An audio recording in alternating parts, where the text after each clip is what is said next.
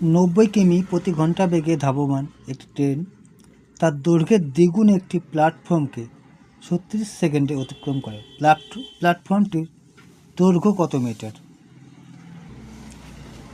এখানে অঙ্কটি করতে গেলে প্রথমে আমরা ট্রেনের গতিবেগ 90 কিমি প্রতি ঘন্টা, অর্থ হচ্ছে 90 গুণ 1000 বাই 3600 মিটার পার সেকেন্ড।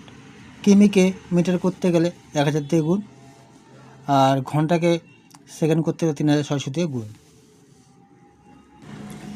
এখানে কাটাকাটি করলো, দুটো শূন্য গেল, এখানে 10, নিচে 36, উপরে 10 কেটে 5 হলো, এখানে 18 হলো, 5 18 90, 5 5 25 মিটার পার সেকেন্ড। সুতরাং 36 সেকেন্ডে যায়, 36 সেকেন্ডে অতিক্রম করে প্ল্যাটফর্মকে, তাই 36 সেকেন্ডে যায় 36 গুণ 25 সমান কত? 36কে 100 দিয়ে গুণ করলে 3600, তাকে 4 দিয়ে ভাগ করলে 900 metre.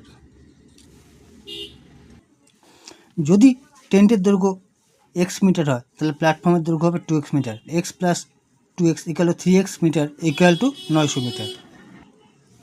x equal to 300 metre, 2x equal to 600 metre. 2x মানে হচ্ছে প্ল্যাটফর্মের দৈর্ঘ্য, মানে 600 মিটার হচ্ছে প্ল্যাটফর্মের দৈর্ঘ্য। সুতরাং অপশন সি অ্যান্সার।